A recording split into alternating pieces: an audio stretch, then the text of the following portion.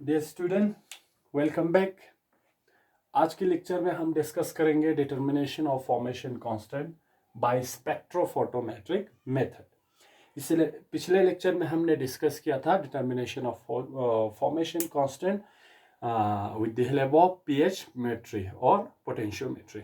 Potentiometry को apply करके कैसे हम फॉर्मेशन कांस्टेंट, एक कम्प्लेक्स की स्टेबिलिटी कांस्टेंट या फॉर्मेशन कांस्टेंट को कैसे निकाल सकते हैं, वो हमने पिछले जो क्लास में लेक्चर में डिस्कस किया था। ठीक है, तो आज हम डिस्कस करेंगे कि आप spectrophotometrically with the help of spectrophotometer आप फॉर्मेशन कांस्टेंट को कैसे डिटरमिन कर सकता है। ठीक है, तो ये मेथड किस पे डिपेंड कर रहा है? ये वाला मेथड आपका पिछले वाला कौन से इंस्ट्रूमेंट पे बेसिक था? वो था आपका पीएच मीटर पे। ये वाला मेथड आपका spectro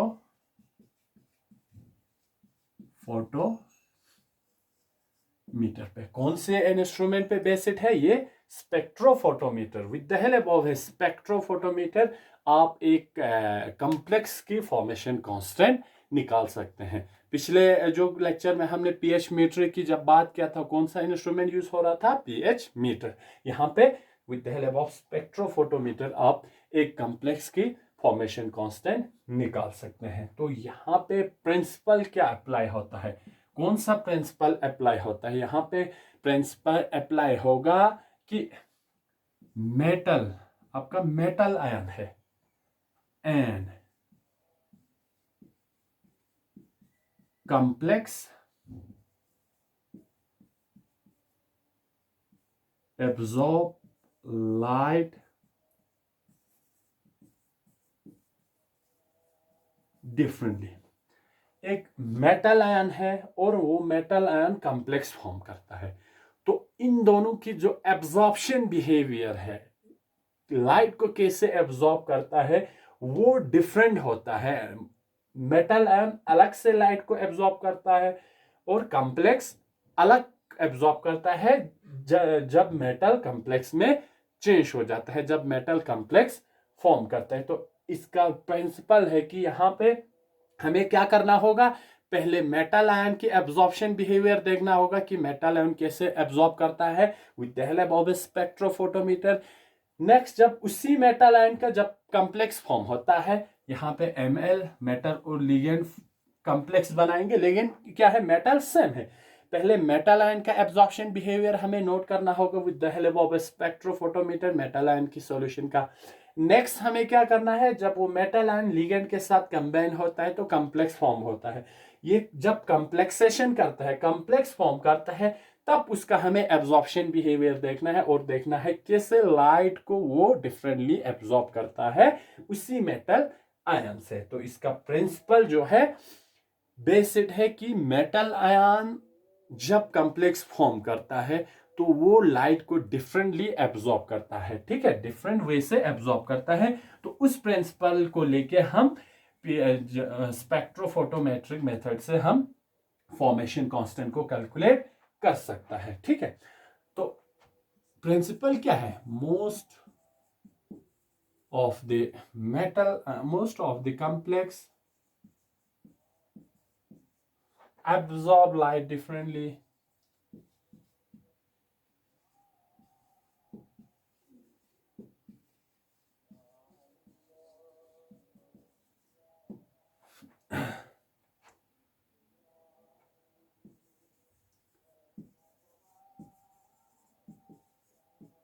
than the metal ions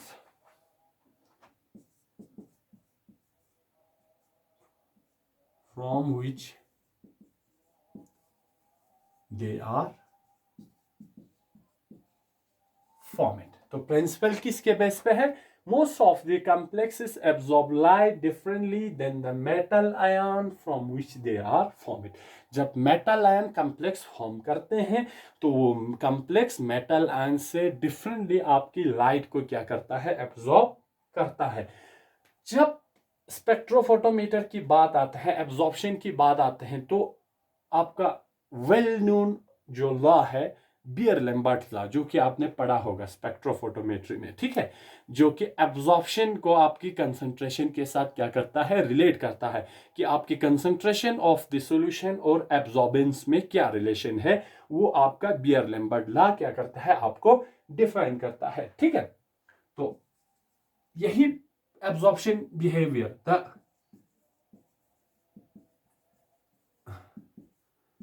relationship between the absorbance, और इसको हम ऑप्टिकल डेंसिटी भी कहते हैं, ठीक है, जिसे हम कैपिटल ए से क्या करता है, डिनोट करता है, and concentration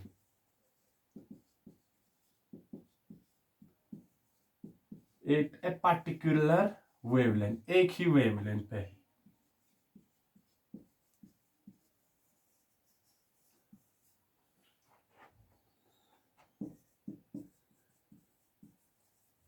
is express it or explain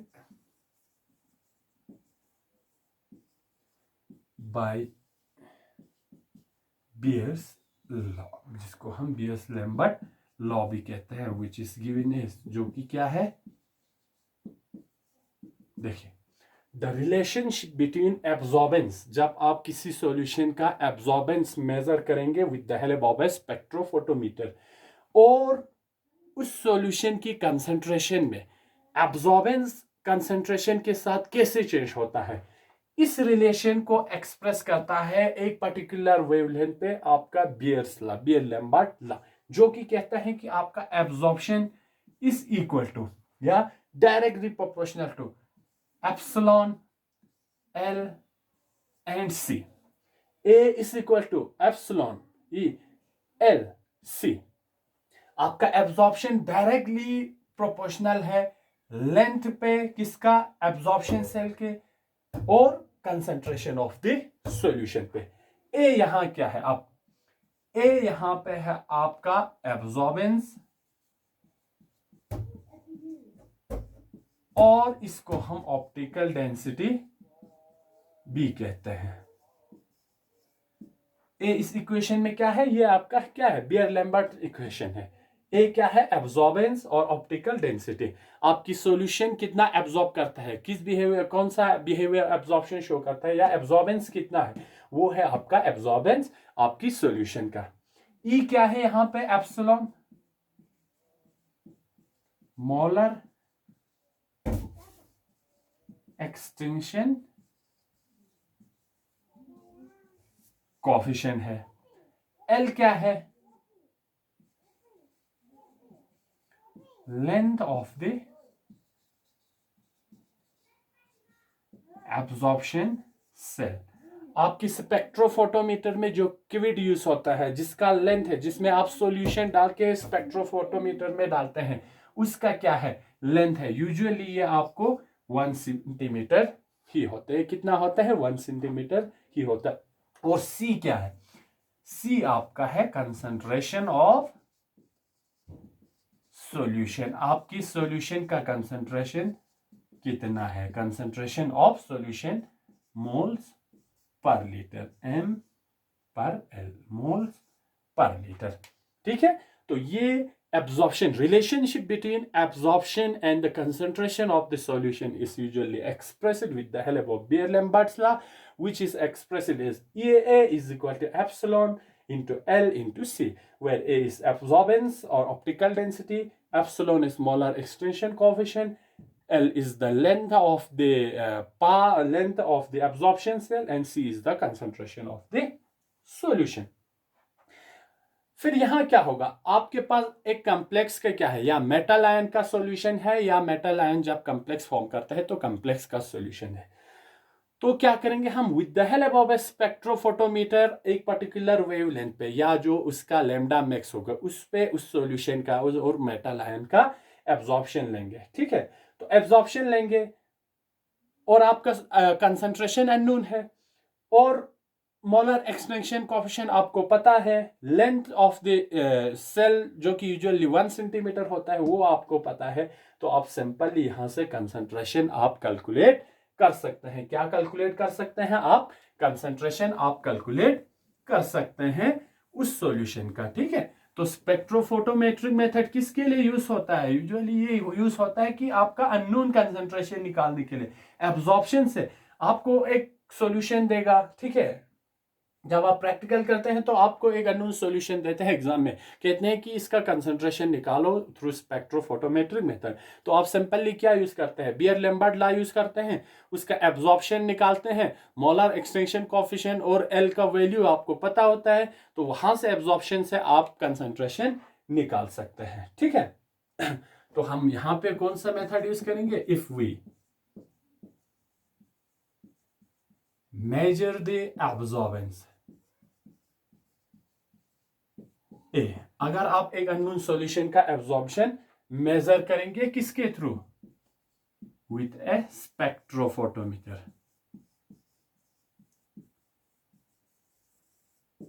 एक स्पेक्ट्रोफोटोमीटर की मदद से आप अननोन सॉल्यूशन का जो मेटल कॉम्प्लेक्स है उसका आप एब्जॉर्बेंस निकालोगे। ठीक है, known the molar extinction coefficient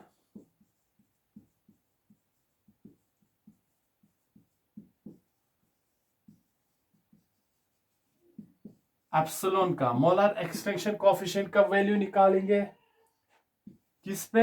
at that particular wavelength पे, लैम्डा मैक्स पे। जितना वेवलेंथ उस पर्टिकुलर लैम्डा मैक्स पे आप मोलर एक्सटेंशन कोएफिशिएंट निकालेंगे, एब्जॉर्बेंस जिस पे आपने नोट किया है। ठीक है, एंड द सेल लेंथ, आपको जो ट्यूब में आपने सॉल्यूशन रखा था, यूजुअली ये एल है 1 सेंटीमीटर के अराउंड होता है। सेल लेंथ आपको पता है, आप simply then the concentration of the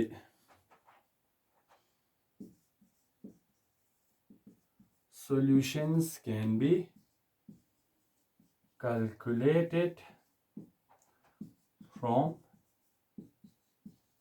Beer's law। Beer Lambert law से आप कंसंट्रेशन निकाल सकते हैं, which is equal to A is equal to E L into C. अगर सी निकालेंगे तो A divided by E into L. तो जब आपके पास उस सॉल्यूशन का आपने एब्जॉर्बेंस निकाला होगा स्पेक्ट्रोफोटोमीटर से, और उसका मोलर एक्सटेंशन कोएफिशिएंट उसी पर्टिकुलर वेवलेंथ पे, जिस वेवलेंथ पे आप एब्जॉर्प्शन नोट करेंगे उसी वेवलेंथ पे आप मोलर एक्सटेंशन कोएफिशिएंट भी निकालेंगे। लेंथ ऑफ दिस सेल या सेल लेंथ आपको पता है, तो आप सिंपली कंसंट्रेशन इस इक्वेशन को यूज करके निकाल सकते हैं। तो ठीक है, तो जब आप मेजर करते हैं स्पेक्ट्रोफोटोमेट्रिकली, ये आपका क्या है? वेवलेंथ है, इस तरह बढ़ेंगे। ठीक है, यूजुअली इसका यूनिट म्यू एम में लिया गया है। ठीक है, इधर वाई एक्सिस पे आपका मोलर एब्जॉर्प्टिविटी, या इस पे आप एब्जॉर्प्शंस भी लिख सकते हैं, इसका यूनिट ऐसे 10 20 30 40। एक नॉर्मल हम एब्जॉर्प्शन ग्राफ दिखाते हैं स्पेक्ट्रोफोटोमेट्रिकली, आपका ग्राफ कैसे बनता है। ठीक है, यहाँ पे आपका 300 होगा, 100 से 400 500, ये सब यूनिट है, 600 700 800 ऐसे 900, ऐसे आपका ये आपका वेवलेंथ है। एक्स एक्सिस पे, वाई एक्सिस पे मोलर एब्जॉर्प्टिविटी आता है। ठीक है, तो होता क्या है, जब आप मेटल आयन का एब्जॉर्प्शन देखेंगे तो आपका एब्जॉर्प्शन उतना ज्यादा नहीं होगा। ऐसे सिंपल एब्जॉर्प्शन बिहेवियर आपका सिर्फ मेटल आयन दिखाएंगे। जब आप इस मेटल आयन को कॉम्प्लेक्स फॉर्म करेंगे तो इसका एब्जॉर्प्शन कंप्लीटली चेंज हो जाएगा। तो ऐसे एक आपका एब्जॉर्प्शन कंप्लीट, आपका एब्जॉर्प्शन पीक ऐसे आपको देखने को मिलेंगे। ठीक है, ये किसका एब्जॉर्प्शन है? Ml प्लस आपकी मेटल कॉम्प्लेक्स का, और ये जो रेड वाला ये सिर्फ आपका M प्लस है। मेटल आयन का पहले ही हमने कहा था कि मेटल आयन और मेटल आयन के कॉम्प्लेक्स आपका एब्जॉर्प्शन, डिफरेंट एब्जॉर्प्शन दिखाता है, ठीक है। तो अगर हम नोट करें तो अराउंड इसका लेमडा मैक्स देखो ये 550 अराउंड म्यू एम के अराउंड है, ठीक है। तो सिंपली हमने आपको एक ग्राफ दिखाया है कि कैसे आपका एब्जॉर्प्शन ग्राफ आपको मिलता है, तो और इनका बिहेवियर कैसे चेंज होता है। अगर सिंपली आप मेटल आयन का एब्जॉर्बेंस देखेंगे तो ये एंटायर रेंज में ऐसे कोई खास पीक आपको दिखाई नहीं देंगे। जब आप मेटल से कॉम्प्लेक्स फॉर्म करेंगे तो उसका एक लैम्डा मैक्स होगा, एक पर्टिकुलर वेवलेंथ पे वो एब्जॉर्प्शन पीक दिखा रहे होंगे। तो ये एक आपका कैसा आपका एब्जॉर्प्शन ग्राफ आपको स्पेक्ट्रोफोटोमीटर से देखने को मिलता है, तो ऐसा एक ग्राफ है। तो अगर हम देखें तो यहाँ पे जो एब्जॉर्ब करता है मेटल आयन, तो जो मेटल कॉम्प्लेक्स मेटल आयन वो एब्जॉर्ब कर रहा है अराउंड 550 म्यू एम पे, ठीक है। तो here we can see that absorption that the metal complex absorb around 550 micro mu पे। 550 अराउंड म्यू पे आपका क्या कर रहा है, कॉम्प्लेक्स आपका एब्जॉर्प्शन दिखा रहा है, ठीक है। तो ये हमने बेसिक प्रिंसिपल हमने डिस्कस किया। अब हम देखते हैं कि आपका मेटल कॉम्प्लेक्स कैसे फॉर्म होता है और इसको हम कैसे वहां से आप कैसे स्पेक्ट्रोफोटोमेट्रिकली आप फॉर्मेशन कांस्टेंट निकाल सकते हैं। तो हमें पता है ये m है, फॉर एग्जांपल m+2 जब आप लिगेंड के साथ इंटरेक्ट करता है तो आपका Ml2 प्लस आपका इस तरह कॉम्प्लेक्स फॉर्म करता है। ये आपका लिगेंड है, ये आपका मेटल आयन है, ठीक है। जब मेटल आयन लिगेंड के साथ इंटरेक्ट करते हैं तो आपका इस तरह मेटल आयन कॉम्प्लेक्स या मेटल कॉम्प्लेक्स फॉर्मेशन कांस्टेंट, और इस जो हम इक्विलिब्रियम कांस्टेंट को हम फॉर्मेशन कांस्टेंट कहते हैं। Therefore Kf is equal to क्या होगा, Ml2 प्लस या Ml plus divided by M2 plus और L।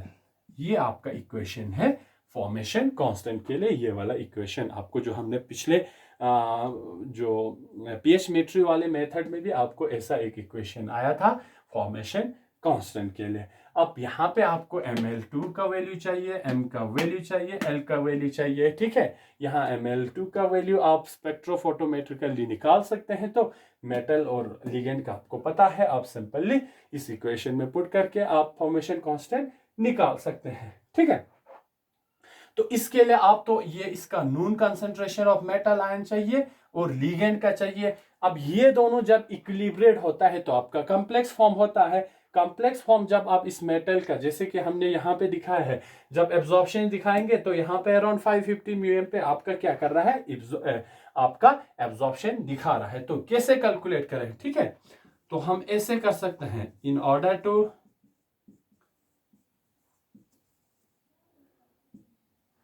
Calculate the value of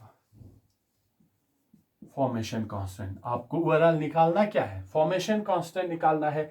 आपके लिए जरूरत क्या चीज है इसको निकालने के लिए, सॉल्यूशन ऑफ नून कंसंट्रेशन जो कि आप बनाएंगे। एक तो आप M2 प्लस आयन का, मेटल आयन का जो कंसंट्रेशन आप बनाएंगे वो आपको पता होना चाहिए, एंड जो टोटल लिगेंड का कंसंट्रेशन है, इन दोनों को हम क्या करता है, इक्विलिब्रेट करता है, इक्विलिब्रेटेड। इसके बाद इस वाले कॉम्प्लेक्स का जब आप मेटल और लिगेंड को मिक्स करके कॉम्प्लेक्स बनाएंगे, इसका हमें क्या करना होता है, एब्जॉर्प्शन स्टडी करना होता है with the help of A spectrophotometer. तो आपको ऐसा एक ग्राफ आएगा, फॉर एग्जांपल इधर हमने देखा है तो आपका 550 माइक्रोमीटर पे 550 माइक्रोमीटर पे आपका क्या आ रहा है, मैक्सिमम एब्जॉर्प्शन आ रहा है, लेमडा मैक्स आ रहा है, ठीक है। तो आपको इसको कैलकुलेट करने के लिए M प्लस आयन और लिगेंड की कंसंट्रेशन आपको पता होना चाहिए, वो इक्विलिब्रेट करेंगे, ठीक है। इक्विलिब्रेट होने पे आपका कॉम्प्लेक्स फॉर्म होता है, ठीक है। तो अब हम देखते हैं, जिस तरह हमने पिछले लेक्चर में भी देखा था कि कैसे हम total concentration of metal ion और टोटल कंसंट्रेशन ऑफ लिगेंड्स को हम देखते हैं। तो यहां पे क्या है,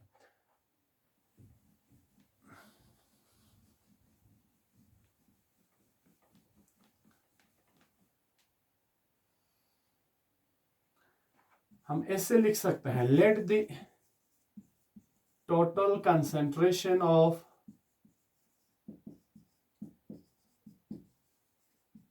मेटल आयन बी CM, जो कि हमने पिछले लेक्चर में भी देखा था। CM हम यहां पे मानते हैं total concentration of metal ion, which is equal to किसके बराबर होता है, एक तो आपका M प्लस के बराबर होता है, प्लस आपके कॉम्प्लेक्स पे Ml प्लस के बराबर होता है, ठीक है। Ml प्लस, यहाँ पे 2 प्लस लिखेंगे क्योंकि हमने पहले कंसिडर किया है 2 प्लस, ठीक है। इसको इक्वेशन 2 मानते हैं, जो हमारा मेन इक्वेशन है फॉर्मेशन कांस्टेंट का, Kf is equal to Ml2 plus divided by M और L है। इसको हम इक्वेशन 1 मान के चलते हैं।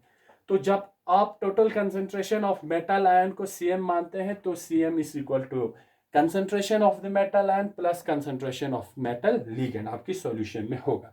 कुछ रेक्ट करे होंगे, कुछ अनरेक्टेड होंगे। And concentration of ligand, concentration of ligand को क्या मानेंगे आप, Cl मानेंगे, ठीक है। Therefore Cl is equal to किसके बराबर होगा, एक तो लिगेंड प्लस आपका मेटल और लिगेंड, क्योंकि सॉल्यूशन में भी आपका क्या है, लिगेंड है, तो कुछ लिगेंड इधर बचा होगा, कुछ लिगेंड इधर कॉम्प्लेक्स फॉर्म कर चुके होंगे। इसको इक्वेशन 3 मानेंगे, ठीक है। और आपको फ्रॉम बियर-लैम्बर्ट्स लॉ हमें पता है, from Beer's law we know that absorbance is equal to आपका एप्सिलॉन है, जो कि मेटल कॉम्प्लेक्स का कंसंट्रेशन है, इनटू L पाथ लेंथ या सेल की length and concentration of M2 plus, जिससे हमने C लिखा था। C क्या है, concentration of the unknown solution, जो कि आप स्पेक्ट्रोफोटोमेट्रिकली क्या करेंगे, निकालेंगे। तो यहाँ पे Ml का वैल्यू किसके बराबर होगा, अगर हम Ml2 पॉजिटिव का वैल्यू निकालेंगे तो ये दोनों फैक्टर इधर आएंगे इक्वल टू के, तो ये नीचे चला जाएगा, A divided by epsilon Ml2 plus into L। ये आपका इक्वेशन बनेंगे, इसको हम इक्वेशन नंबर 4 मानते हैं, ठीक है। यहां तक कोई प्रॉब्लम नहीं होना चाहिए, सिंपली क्या है, इक्वेशन है, ठीक है। इक्वेशन है। तो ये दो इक्वेशन है हमारा, इक्वेशन नंबर 2 और equation number 3।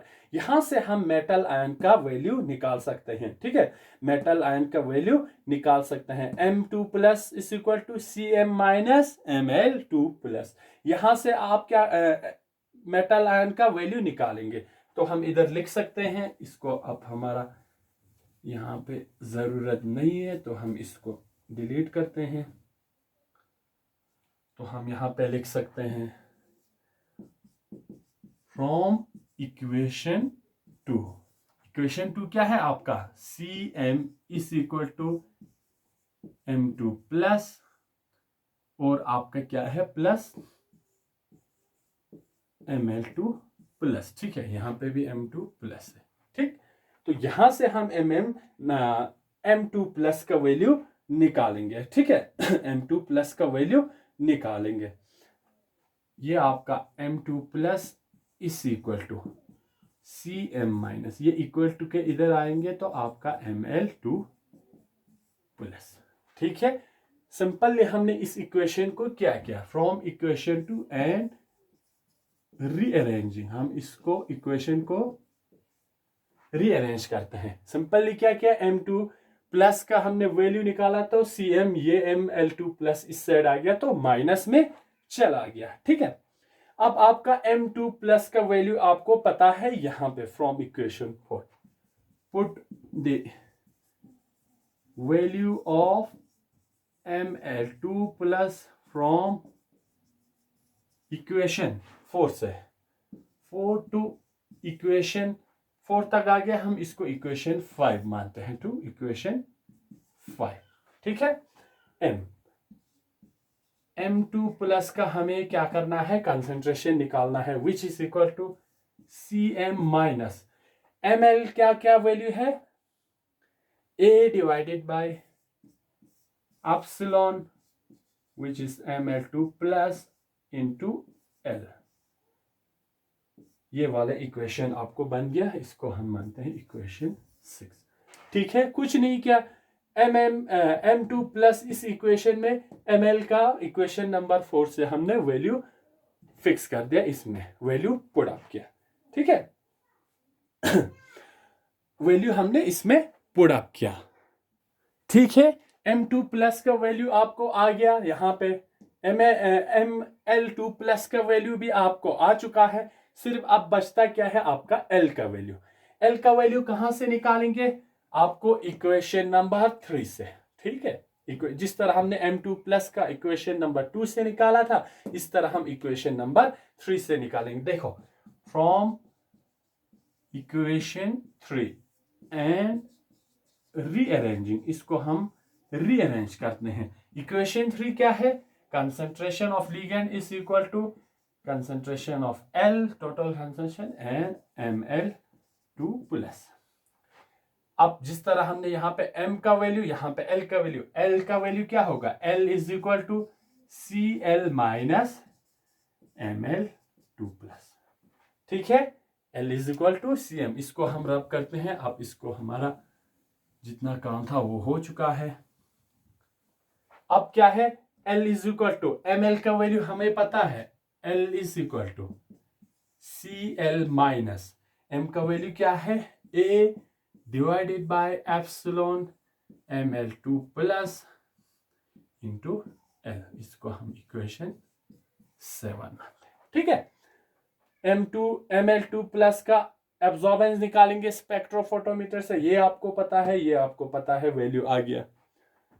M2 plus Cm concentration of metal ion आपने बनाया है, आपको पता है, एब्जॉर्प्शन निकालेंगे, ये मोलर एक्सटिंक्शन कोएफिशिएंट पता है, L का वैल्यू पता है, M2 प्लस का वैल्यू आ गया। L लिगेंड का कंसंट्रेशन निकालने के लिए, कंसंट्रेशन ऑफ लिगेंड आपने बनाया, आपको पता है, एब्जॉर्प्शन आप स्पेक्ट्रोफोटोमेट्रिकली निकालेंगे, मोलर एक्सटिंक्शन कोएफिशिएंट का वैल्यू पता है, L का वैल्यू पता है। अब आपका Ml2 प्लस का वैल्यू आपको आ गया, M2 प्लस का वैल्यू आ गया, M का वैल्यू आ गया। Now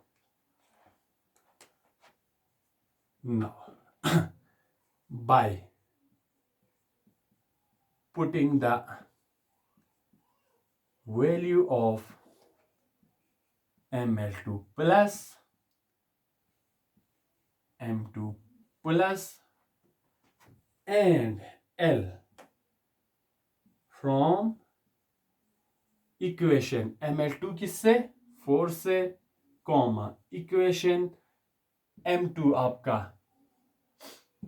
equation number 6 and equation number 7 से, कहां पे, into equation number 1, equation number 4, equation number 6 and equation number 7 से M2 प्लस का, Ml2 प्लस एंड L का वैल्यू आपको पुट करना है इक्वेशन नंबर 1 में, जो कि क्या है, इक्वेशन नंबर आपका है 1 is equal to Kf is equal to Ml2 plus divided by M2 plus into L। आपका we can calculate the value of formation constant which is Kf। ठीक है, क्या करना क्या है आपको, अननोन सॉल्यूशन का विद हेल्प ऑफ स्पेक्ट्रोफोटोमीटर आपको कंसंट्रेशन निकालना है। जब कंसंट्रेशन निकालेंगे, आपके formation constant is equal to Ml2 plus divided by M2 plus into L। हमने देखा कैसे हमने Ml2 का वैल्यू निकाला, इसको पुट अप किया यहाँ पे, फिर हमने M2 प्लस का वैल्यू कैसे निकाला वो हमने यहाँ पे पुट किया, फिर हमने L का वैल्यू कैसे निकाला वो हमने यहाँ पुट किया। जब इन तीनों का वैल्यू आएंगे, this value divided by this value into this value, we can get the value of formation constant. तो ये आ गया कैसे आप स्पेक्ट्रोफोटोमेट्रिकली फॉर्मेशन कांस्टेंट का वैल्यू निकाल सकते हैं। ठीक है, तो ये है आपका determination of formation constant with the help of spectrophotometric method. Simply हमारा इंस्ट्रूमेंट क्या यूज हो रहा है, स्पेक्ट्रोफोटोमीटर। स्पेक्ट्रोफोटोमीटर से आप अननोन कॉम्प्लेक्स सॉल्यूशन का क्या करना है, एब्जॉर्बेंस निकालना है। मोलर एक्सटेंशन कोफिशिएंट आपको वहां से निकल आएगा उस पर्टिकुलर वेवलेंथ पे। एल आपका length of the path cell आपको यूजुअली 1 सेंटीमीटर रहता है, वो पता है।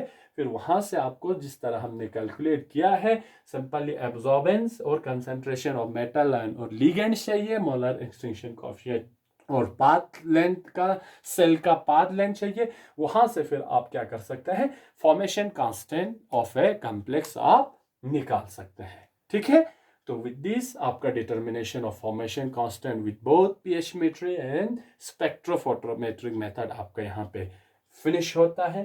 ठीक है, तो आपको अच्छे से समझ में आए होंगे। ठीक है, तो आज हम इस लेक्चर को यहीं पे स्टॉप करते हैं। आज के लिए इतना ही। For cooperation, thank you very much.